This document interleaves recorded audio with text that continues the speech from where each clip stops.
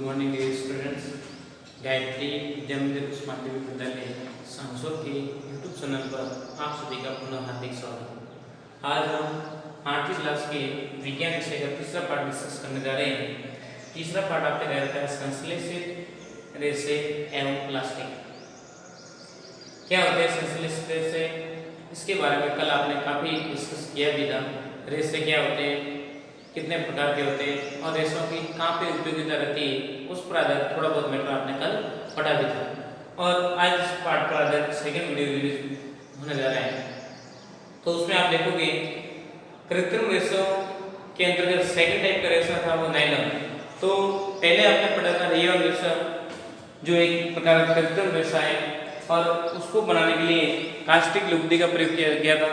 इसी की वजह से उनको पूर्ण रूप से कृत्रिम नहीं माना गया और वो क्या था, एक प्राकृतिक रेशे के रूप में भी कंसिडर किया जाता है। उसको ओनली फॉर प्राकृतिक चीज को कन्वर्ट करके बनाया गया था। परंतु यहाँ पे देखोगे नायलॉन ये पूर्ण रूप से क्या है, कृत्रिम रेशा का उदाहरण है। क्यों? क्योंकि इसमें किसी प्रकार का कृत्रिम रेशे वाले पदार्थ का प्रयोग ही नहीं किया गया, जैसे कोयला है, जल है और वायु आदि से इस प्रकार को इंटरमिक्सिंग करवाते हैं तथा वायु प्रकाश की उपस्थिति में वायु व प्रकाश की उपस्थिति में लिक्विड को फैलाते हैं और फैलाने के बाद में एक रेशे के रूप में पतले तंतुनुमा रेशे जनरेट किए जाते हैं। वो कहलाते हैं आपके नायलॉन। नायलॉन के बारे में आपने सुना भी होगा। नायलॉन के रेशे बहुत मजबूत रेशे होते हैं। उनकी प्रबलता प्रत्यास्थता क्या होती है, प्रबल होते हैं, प्रत्यास्थ होते हैं, हल्का व स्थायी रेशा है। कैसा है ये? नॉर्मली अपन देखते हैं नायलॉन पूर्ण रूप से प्राकृतिक रेशे का उदाहरण है। प्रयोगशाला में बनाया गया, प्रयोगशाला में कोयले, जल व वायु से इसको निर्मित करने में प्रोसेस बताया गया कि कृत्रिम रेशे के रूप में आप देखते हैं नायलॉन को कैसे बनाया गया। तो कोयले का उपयोग किया गया, जल व वायु आदि को इंटरमिक्सिंग रिएक्शन करवा के फिर बाद में इस रेशे का निर्माण किया गया। नायलॉन रेशा प्रबल होता है, प्रत्यास्थता युक्त होता है, हल्का तथा स्थायी रेशा का उदाहरण बताया जा रहा है। ये स्थायी भी है ये, और इसके गुण क्या बताए जा रहे हैं, चमकीला भी है, धुलाई में क्या होता है, सुगम होता है, आसानी से धुल जाता है तथा इम्पोर्टेंट बात ये सस्ता है। क्या है? बहुत सस्ता ही मिलने वाला रेशा है। इसकी वजह से अपन सभी इसको यूज कर सकते हैं सामान्य रूप से। नायलॉन की प्रत्यास्थता या प्रबलता आप देखें तो इस्तेपात मतलब लोहे के तार से भी अधिक होती है। तब इसका प्रयोग पैराशूट व चट्टानों पर सड़ाई की रस्सी के निर्माण में किया जाता है। इतना मजबूत होता है कि आप पैराशूट से मतलब नीचे आने के लिए आपने देखा होगा, पैराशूट जब अकस्मात कंडीशन में एरोप्लेन या हेलीकॉप्टर में क्या लग जाती है, आग लग जाती है, या अकस्मात स्थिति में पायलट को वहाँ से ऐसी कोई कंडीशन जनरेट हो जाती तो कि ऊपर से हवा से उसको व्यक्ति को या पैराशूट के माध्यम से नीचे भेजा जाता है। तो पैराशूट किसका बना होता है? नायलॉन के रेशे से निर्मित किया जाता है। वही रेशा लेके वैसे उड़ता है और धीरे धीरे नीचे आता है ताकि उसमें किसी प्रकार की चोट नहीं लगती। चट्टानों सड़ाई की रस्सियाँ भी होती है, कई प्रकार की आपने चट्टानों पे देखी होगी। ये रस्सियाँ भी इसी की निर्मित होती है और उसी की वजह से वो ऊंची चटाइयों पर आसानी से चढ़ाई कर लेते हैं और रस्सियाँ टूटती नहीं। टूटने के कारण नहीं टूटने का क्या कारण है तो आपको बताया कि इसमें कौन सा रेशा काम आता है, नायलॉन। दिमाग में रखना। आगे अपन देखते हैं नायलॉन से जुराब, रस्से, तंबू, दंत ब्रुश, सीट, कारों के सीट के बेल्ट, पर्दे व कई प्रकार के बैगों के निर्माण में नायलॉन रेशे का प्रयोग किया जाता है। तो ये अपन जनरली देखते हैं कि नायलॉन एक इम्पोर्टेंट कृत्रिम रेशे का उदाहरण है। कृत्रिम रेशा किसे कहते हैं? तो आप जानते हो, जो मानव द्वारा संश्लेषित रेशे होते हैं, जो मानव द्वारा प्रयोगशाला में जनरेट किए जाते हैं, प्राकृतिक पदार्थों का प्रयोग नहीं होता है। ये सारे क्या मानव बनाते हैं, प्रयोगशाला में अपना अलग अलग रिसर्च करता रहता है और उसको जनरेट करने में विशेष भूमिका निभाता है। तो इस प्रकार से आपने देखा नायलॉन रेशे की क्या विशेषता है। तो एक बार मैं पुनः दोहरा रहा हूँ, फिर मैटर को मैं आगे बढ़ाऊंगा कि पूर्ण रूप से प्राकृतिक रेशा है। प्रयोगशाला में कोयले, जल व वायु से इसको निर्मित किया गया। इनको आपस में इंटरमिक्सिंग या इंटर रिएक्शन करवाने पर इसका निर्माण किया गया। नायलॉन जैसा प्रबल होता है, प्रत्यास्थता युक्त होता है, वह हल्का होता है, वह स्थायीता का गुण इसमें पाया जाता है, लंबे समय तक क्या होता है, स्थायी भी होता है। दूसरी प्रॉपर्टी इसकी देखें तो ये चमकीला, धुलाई में क्या होता है, सुगम। आपने कपड़े नायलॉन के बने होंगे तो क्या होते हैं, चमकीले, तड़क भड़क दिखते हैं। तभी आपने देखा होगा कई बार आपके शादी विवाह कपड़े ऐसे होते हैं चमकीले, इधर से डिजाइन अलग आती है, इधर से अलग आती, तो ऐसा होने का कारण क्या, तो उसमें इस प्रकार के रेशों का प्रयोग किया जाता है ताकि उसकी वजह से वो कपड़े क्या होते हैं, चमकते हैं, क्या देते हैं, चमक उत्पन्न करते हैं। तथा उन कपड़ों को धोने में क्या होती है, सुगंधता होती है। क्यों? क्योंकि वो मतलब एकदम नॉर्मल रेशे होते हैं तो वो आसानी से धुल जाते हैं। और दूसरी बात, वो क्या होते हैं, सस्ते भी होते हैं, कपड़े क्या होते हैं, सस्ते भी होते हैं। क्योंकि आपके प्राकृतिक होता तो प्राकृतिक चीज कम अवेलेबल होने की वजह से वो क्या होती है, महंगी होती, परंतु कृत्रिम तो जितनी आपको रिक्वायरमेंट है उसके अनुसार आप निकाल दो, इसकी वजह से वो क्या होती है, सस्ती भी होती है। दिमाग बात है।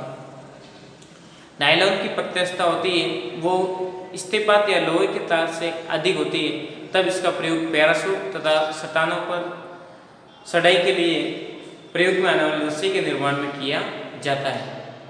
नायलॉन से जुराब, रस्से, तंबू, दंत ब्रश, कारों के सीट बेल्ट व पर्दे व बैग निर्माण में भी इसका प्रयोग करते हैं अपन। तो ये बात दिमाग में आप करें।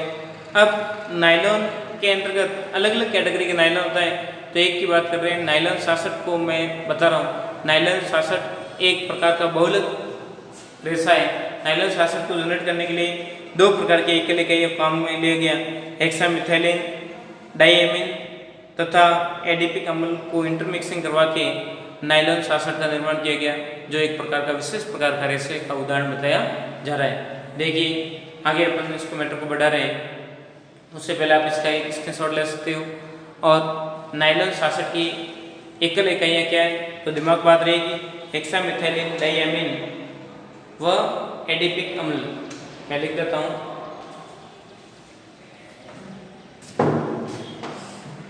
नायलॉन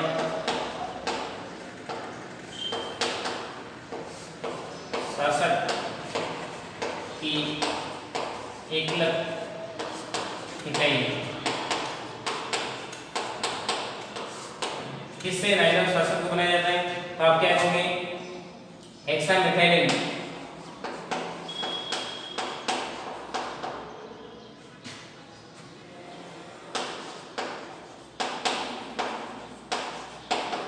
डाइएमीन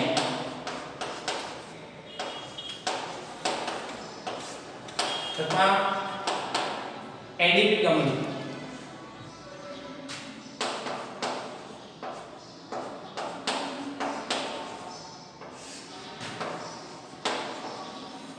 इन दोनों को इंटरमिक्स करके नायलॉन 66 बनाया जाता है। इंपॉर्टेंट ध्यान देना। तो आपको कई बार पूछते हैं नायलॉन 66 की एकल इकाइयाँ क्या है, तो क्या रहेगी, नायलॉन 66 की एकल इकाइयाँ एडिपिक अम्ल तथा हेक्सामिथाइलिन डाइएमीन के रूप में इसको प्रयोग में करते हैं अपन। और ऐसे कैसे एक और उदाहरण आ रहा है, डेकेरॉन। डेकेरॉन का आपको पूछे तो उसकी एकल इकाई क्या हो जाएगी, डेकेरॉन की एकल इकाई हो जाएगी इथाइलिन ग्लाइकोल प्लस टेरिपेथिक अम्ल, क्या हो जाएगा, इथाइलिन डाइएमीन। तो मैं उसको भी आपके सामने रिप्रेजेंट, देखिए दोनों ये बहुलक वेरी वेरी इंपॉर्टेंट है। आपको कई बार कंपटीशन परीक्षा में पूछ देंगे नायलॉन 66 की एकल इकाइयाँ क्या है या डेकेरॉन की एकल इकाइयाँ क्या है, तो आप दिमाग में रखना, नायलॉन 66 की एकल इकाइयाँ वो हेक्सामिथाइलिन डाइएमीन तथा दूसरी कौन सी हो जाएगी, एडिपिक अम्ल। हेक्सामिथाइलिन डाइएमीन प्लस एडिपिक अम्ल, ये है दो नायलॉन 66 की एकल इकाइयाँ। और डेकेरॉन की आपको पूछे तो डेकेरॉन की एकल इकाई हो जाएगी इथाइलिन ग्लाइकोल प्लस टरफेलिक अम्ल, टरफेथिलिक अम्ल के रूप में इसको प्रयोग करते हैं। दिमाग बात रहेगी। तो वेरी वेरी इंपॉर्टेंट है, दोनों कई बार आपको एग्जाम में भी पूछे जाएंगे। आगे अपन बढ़ते हैं। देखिए इसके बाद में आपके सामने पेश होने जा रहे हैं वो है पॉलिस्टर। पॉलिस्टर के कपड़े आप पहनते हैं, पॉलिस्टर क्या होता है, किस प्रकार से निर्मित होता है, उसको अपन जिक्र कर रहे हैं। तो पॉलिस्टर के क्या गुण होते हैं और इनकी कैसे बनावट की जाती है, तो सारी चीज़ों को अपन रिप्रेजेंट कर रहे हैं। तो नायलॉन को मैं हटा रहा हूँ, इसको एक बार स्क्रीनशॉट से सेव कर लीजिए। फिर आगे बढ़ा रहे मैटर को देखिए। तीसरे टाइप का अपन कृत्रिम रेशा पढ़ने जा रहे हैं, वो क्या है? पॉलिएस्टर व एक्रिलिक। तो देखिए पॉलिएस्टर क्या होता है, आप सब जानते हैं पॉलिएस्टर के कपड़े, पॉलिएस्टर कन्वर्ट तो जनरली सुनते भी हैं। तो वो कैसे होते हैं, क्या होते हैं, उनकी क्या विशेषता होती है, किस प्रकार से निर्मित होते हैं, उनकी एक्रिलिक क्या होती है, उसको अपन थोड़ा बहुत डिस्कस कर रहे हैं। देखिए पॉलिएस्टर में एक्रिलिक जो आपके काम आती है, वो एक्रिलिक क्या होती है? एस्टर। क्या होता है? एस्टर एक्रिलिक के रूप में भूमिका निभाता है तथा ये अन्य संश्लेषित रेशा का उदाहरण है। पॉलिएस्टर एक प्रकार विशेष प्रकार का संश्लेषित रेशे का उदाहरण बताया जा रहा है। पॉलिएस्टर के रेशे से बने कपड़ों में सिलवट नहीं पड़ती है। सिलवट मतलब आप कहते हैं सामान्य भाषा में हड़ भरा है कपड़ों, तो कपड़े में सिलवट नहीं होते हैं। कपड़ा जैसे आपने प्रेस करके रख रखा है वैसे वैसे रहेगा, जब तक वो कपड़ा फटेगा नहीं तब तक। तो उसमें किसी प्रकार के सिलवट होने की संभावना नहीं रहती। साफ उसको कितना भी धुलाई करो, कुछ भी करो, किसी भी कार्य में लगाओ, परंतु उसमें किसी प्रकार के सिलवट होने की संभावना नहीं रहती। ये कपड़ा सपाट रहता है, वह सरलता पूर्वक धुलाई की जा सकती है। कपड़ा क्या रहेगा? एकदम कोमल टाइप, एकदम सपाट, एकदम झकास टाइप रहता है, और धुलाई करते हैं तब भी आसानी से इसको धुलाया जा सकता है, आराम से धो सकते हैं इसको। और इसका उपयोग वस्त्र उद्योग में बहुत इसका उपयोग है। अलग अलग प्रकार के डिजाइन के कपड़े बनाने में पॉलिएस्टर का विशेष उपयोग होता है। तो अब अपन कह सकते हैं वस्त्र उद्योग में ये उपयोगी है। क्या है? वस्त्र उद्योग में वेरी उपयोग इसका होता है। आगे देखते हैं अपन। देखिए टेरिलिन भी एक प्रकार का पॉलिएस्टर का उदाहरण है। किसका? पॉलिएस्टर का उदाहरण बताया जा रहा है, जो प्राकृतिक रेशे के समान बुना जाता है। जो प्राकृतिक रेशे से कपास को बुनते हैं या रेशम को बुनते मतलब आपने घर पे देखा भी होगा, ऐसे मतलब घुमाते हैं, तो घर पे अलग अलग प्रकार की रस्सी के रेशों का प्रयोग करके बनाए जाते हैं। जैसे आपने देखा भी होगा, क्या करते हैं, ऐसे सरका लगाते हैं, सरके की मदद से करते हैं, ऐसे सरके घुमाते हैं और फिर बाद में उसके आगे अलग अलग प्रकार के टेप लगाते हैं और फिर बाद में उसमें कैसे डिजाइन करनी है। तो पहले जमाने में ये सरका उद्योग बहुत फेमस था और इसको कपड़ा बुनने का कार्य बहुत तेज हुआ करता था। उस टाइम में किस प्रकार से रेशे को लगाना, किस प्रकार से करना, तो सारे प्रकार की टेक्निक है जो आजकल कपड़ा उद्योग में चलती है, वो पहले गाँव में लघु उद्योग पर काम किया जाता है। तो या फिर रस्सी को बनना है तो उसमें क्या होता है, अपने सामने बसन क्या कहते हैं, उसको गहरे टाइप होता है और ऐसे घुमाते हैं, रस्सी को वट लगाते रहते हैं। तो उसमें दो पार्ट ऐसा होता है और एक ऐसा, और ऊपर से ऐसा लगा रखा होता है, उसमें क्या रस्सी को बोलते रहते हैं और फिर बाद में ऊपर से पकड़ के ऐसे घुमाते रहते हैं। फिर बाद में रस्सी पे क्या लगता है, आपके सलेट लगाना शुरू हो जाते हैं। जब वो पूरी एकदम बट जाती है तब उसको वापस इस पे क्या करते हैं, इसको अपन क्या करते हैं, घेरिया टाइप ऐसे करते हैं। तो इस प्रकार से इसको भी अपन प्राकृतिक रेशे के समान इसको भी बुन सकते हैं, अपन दिमाग बात रहेगी। उसके बाद में एक आ रहा पेट का मतलब क्या है, पेट का पूरा नाम क्या, कई बार आपको पूछा जाता है, तो याद रखना पेट का पूरा नाम क्या हो जाएगा, पॉलीइथाइलिन तेरफेथैलिक अम्ल के रूप में ये क्या हो जाएगा, इसका पूरा नाम हो जाएगा। पेट एक सुप्रसिद्ध प्रकार का पॉलिएस्टर है। ये एक विशेष प्रकार का पॉलिएस्टर जिसका प्रयोग अपन बोतल बनाने में, बर्तन बनाने में, फिल्म, तार व अन्य उपयोग में प्लास्टिक का उपयोग किया जाता है। दिमाग बात रहेगी। आगे अपन देखते हैं पॉलिएस्टर से निर्मित वस्त्र जैसे पॉलीकोट, पॉलीवूल, टेरिलिन आदि के कपड़े होते हैं। जैसे पॉलीकोट होते हैं उसमें आप देखते हैं वो इंटरमिक्सिंग दो कपड़ों की जाती है। किस की? पॉलिएस्टर प्लस कपास को मिलाकर पॉलीकोट बनाया जाता है। देखिए पॉलीकोट क्या होता है, तो आपको पूछें पॉलीकोट में किस किस का इंटरमिक्सिंग होती है, तो दिमाग बार में पॉलीकोट में पॉलिएस्टर व कपास, और पॉलीवूल में पॉलिएस्टर व ऊन को मिलाया जाता है। और एक्रिलिक एक ऐसा कृत्रिम ऊनी रेशा का उदाहरण के रूप में पेश हो रहा है। एक्रिलिक भी एक प्रकार का पॉलिएस्टर का उदाहरण है जो कृत्रिम रेशे के रूप में अपनी भूमिका अदा करता है। तो इस प्रकार से आपने स्टडी की कि पॉलिस्टर के क्या गुण होते हैं, किस प्रकार से होता है, तो उसको आपने विस्तार रूप से स्टडी की। देखिए एक बार पुनः में दोहरा रहा हूँ, फिर बाद में आगे देखेंगे। पॉलिस्टर में एकल इकाई एस्टर होती है जो एक संश्लेषित रेशे का एक उदाहरण बताया जा रहा है। इस रेशे से बने हुए कपड़ों में सिलवट नहीं पड़ते और लंबे समय तक कपड़े क्या रहते हैं, स्थायित्व बना रहते हैं। कपड़ों का स्थायित्व क्या रहेगा, लंबे समय तक कपड़ों का स्थायित्व बना रहता है। ये कपड़े सपाट होते हैं, एकदम क्या होंगे, सपाट, मतलब उसको फोल्ड करने पर किसी भी प्रकार आसानी से इसको अपन फोल्ड कर सकते हैं। वह सरलता पूर्वक धुलाई की जा सकती है। कपड़ों को धुलाई करोगे तो आसानी से क्या धुल जाते हैं। वस्त्र उद्योग में इसका अत्यधिक उपयोग है। पॉलिस्टर को वस्त्र उद्योग में वेरी वेरी इंपॉर्टेंट उपयोग के रूप में इसको प्रयोग किया जाता है। उदाहरण के रूप में टेरिलिन एक प्रकार का विशेष प्रकार का पॉलिस्टर का उदाहरण है जो प्राकृतिक रेशे के समान गुणधर्म प्रदर्शन करता है और उसी प्राकृतिक रेशे के समान इसको बुना भी जाता है, बनते भी इसी प्रकार से। पेट एक प्रकार का पॉलिस्टर का विशेष उदाहरण है।